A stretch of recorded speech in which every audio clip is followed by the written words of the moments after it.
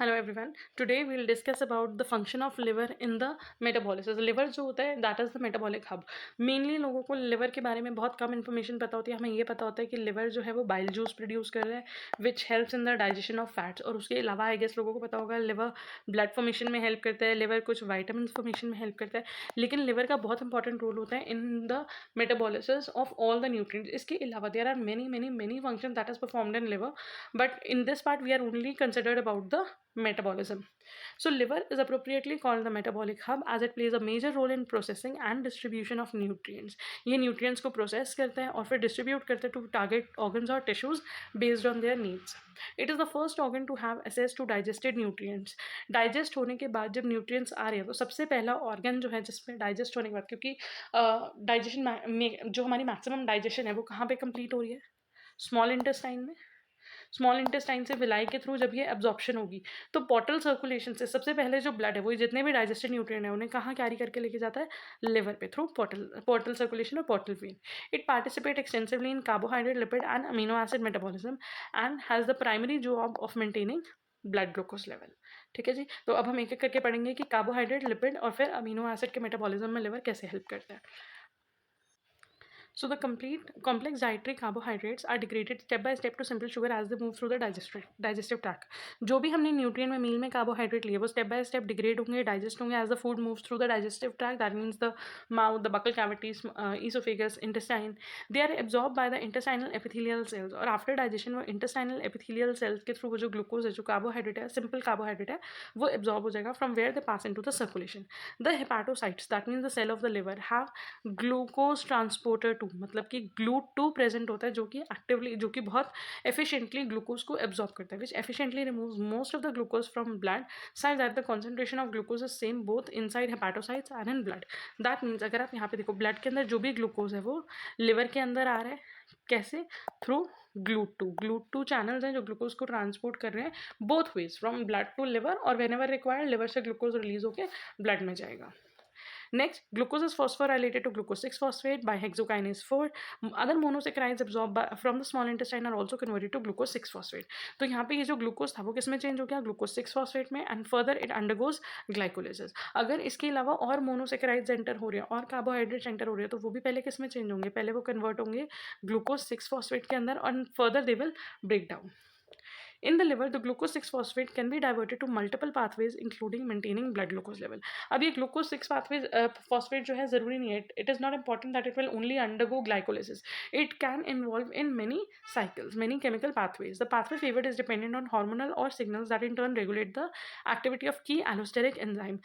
So what is being done to glucose 6-phosphate, that depends on the condition of the cell, that depends on the enzymes that are present, that depends on the need of that movement. The amount of enzymes also decides ki whatever will happen to glucose 6-phosphate. Glucose 6-phosphate may be hydrolyzed to glucose by glucose 6-phosphatase. Sometimes glucose 6-phosphate is converted to glucose. If it undergoes glycolysis, it will definitely convert to pyruvate. But sometimes glucose 6-phosphate converts to glucose, and that glucose is transported into the blood. When will this happen? It will eventually happen when the blood has low concentration of glucose. अगर blood के अंदर glucose की concentration कम है तो यहाँ पे जो glucose के stored forms है, ये जो glucose के different forms है वो glucose में convert होंगे, and that will enter into the blood. This is how it will help in maintaining the concentration of glucose in the blood. Blood के अंदर अगर extra glucose है तो ये उसको absorb करके उसको different forms में convert करेगा. अगर blood के अंदर glucose कम है तो liver से glucose release होगा, and that will enter into the blood. The other fates of glucose 6-phosphate. Now what else can happen to glucose 6-phosphate? Includes reversible conversion of glycogen. Sometimes that glucose is converted and stored in the form of glycogen. It can undergo glycolysis by completed oxidation to meet its energy demand, although it prefers FFA to glucose. Sometimes it will undergo complete oxidation. Complete oxidation means pyruvate बना, फिर उससे acetyl coenzyme है, और फिर ये TCA cycle और ETC में oxidative phosphorylation होगी ताकि eventually ATP release हो. Synthesis of फैटी एसिड्स में हेल्प करेगा एंड कोलेस्ट्रॉल्स के सिंथेसिस में हेल्प करेगा फ्रॉम एसिटाइल कोएंजाइम में, और fact to the oxidative pentose pathway में पार्टिसिपेट करेगा ताकि NADPH प्रोड्यूस हो for reductive biosynthesis of fatty acids and ribose 5-phosphate. NADPH is also required for detoxification of drugs and xenobiotics prior to excretion. The lipids are packed into lipoprotein. तो अगर हम lipids की बात करें वो lipoprotein के अंदर पैक होंगे और फिर डिफरेंट टिश्यूज के अंदर चले जाएंगे. तो बेसिकली ग्लूकोज एब्जॉर्ब हो रहा है किसके थ्रू, GLUT2 के थ्रू. GLUT2 के थ्रू एब्जॉर्ब होने के बाद वो काफ़ी सारे रिवर्सिबल कन्वर्जन्स के अंदर पार्टिसिपेट करता है. Sometime it get converted into glycogen, sometime it converted into pyruvate, sometimes it get involved in fatty acid synthesis, sometimes it get involved in the synthesis of cholesterol, and sometimes that glucose 6-phosphate again get converts back to glucose and will enter into the blood to maintain the concentration of glucose in the blood. Fine. So this was about glucose. Now talking about lipids. Lipids like sugar are processed in multiple ways. The liver preferentially oxidizes fatty acids as fuel by combination of beta oxidation spiral, citric acid cycle and oxidative phosphorylation. तो basically liver जो है वो क्या करता है, fatty acids को break down कर रहा है, oxidize कर रहा है, और ये oxidize किसी एक pathway से नहीं हो रहा है, इसमें combination of pathways use है, जैसे कि beta oxidation, citric acid cycle और oxidative phosphorylation. The other fate of fatty acid is synthesis of lipids. दूसरा काम क्या है fatty acids का, lipid synthesis करना, जैसे कि triglycerides, phospholipids, which may be for the liver itself or packaging into very low density lipoprotein particles, जिसको हम बोलते हैं VLDL. The latter are carried through circulation to the adipose tissue. और ये जो lipids हैं, जो fatty acids से जो lipid molecules बन रहे हैं, ये adipose tissue में store होंगे. Each round of beta oxidation spiral generate acetyl coenzyme which can be diverted to other routes such as synthesis of cholesterol, ketone bodies, etc. The former is both a membrane lipid and the precursor of steroid hormones, bile salts, while the latter are used by certain extrahepatic tissues as carbon fuel. Ketone bodies जो है वो हमारे बहुत सारे body के cells और tissues जो है उसको use करते हैं as a fuel in the condition of fasting, in the condition when we have less glucose. और जो कोलेस्ट्रॉल है वो बहुत इंपॉर्टेंट रोल प्ले करता है हमारी मेम्ब्रेन के लिपिड की फ्लूइडिटी को डिसाइड करने में, प्लस स्टेरॉइड हार्मोन्स या बाइल सॉल्ट के सिंथेसिस में. Ketone bodies are synthesized only by the liver and their level goes up significantly during starvation and diabetes. क्योंकि जब फैटी एसिड्स या फैट्स जब ब्रेक डाउन होते हैं that will lead to the formation of ketone bodies. Where will that happen in the liver. क्योंकि हमने सबसे पहले आई टोल्ड यू कि लिवर का जो हम सबसे प्राइमरी फंक्शन पढ़ते हैं बेटा, वो सबसे प्राइमरी फंक्शन क्या होता है लिवर का, कि बाइल जूस वो फैट्स को डाइजेस्ट कर रहा है. अब फैट्स का काम क्या है, फैट्स का काम है एनर्जी प्रोवाइड करना. तो जब ये फैट्स ब्रेक डाउन होंगे तो क्या बनेगा, कीटोन बॉडीज. तो बेसिकली लिवर ही एक मेन ऐसा ऑर्गन है जहाँ पे कीटोन बॉडीज फॉर्म हो रही है क्योंकि फैट्स डिग्रेड हो रहे हैं लिवर की वजह से. Free fatty acids that are released bound to serum albumin and they are carried through circulation to be picked up by the heart and skeletal muscles as fuel. इसके अलावा जितने भी फ्री फैटी एसिड्स होंगे वो हमारे serum में albumin के साथ मतलब प्रोटीन के साथ बाइंड हो जाते हैं, सर्कुलेशन के अंदर ट्रांसफर होते हैं और टारगेट टिश्यूज या ऑर्गन्स तक पहुँचते हैं. So this is a picture where you can relate what is happening to the fats or the lipids in the liver. तो अगर आप यहाँ पे देखो फैटी एसिड्स जो हैं, some fatty acids are converted to lipids which are essentially for the liver. उसके अलावा इसमें बीटा ऑक्सीडेशन हो रही है, beta oxidation of fatty acids होती है, उसमें NADH जो होगा वो रिलीज होगा which is use in various other cycles. Acetyl coenzyme A बन रहा है which will participate in TSA and oxidative phosphorylation होगी. उसके अलावा एसिटाइल कोएंजाइम ए की डिग्रेडेशन से कीटोन बॉडीज भी बन सकती हैं. Apart from that fatty acids में से कुछ फ्री फैटी एसिड्स होते हैं जो एल्बुमिन के साथ बाइंड करते हैं और ब्लड के अंदर सर्कुलेट करते हैं. Some fatty acids will occur as plasma lipoprotein या वेरी लो डेंसिटी लिपोप्रोटीन जैसे कि VLDL, वो पैकेजिंग में काम करेंगे. अपार्ट फ्रॉम दैट ये फैटी एसिड जो है वो हेल्प करेंगे कोलेस्ट्रॉल के सिंथेसिस में, बाइल सॉल्ट के सिंथेसिस में.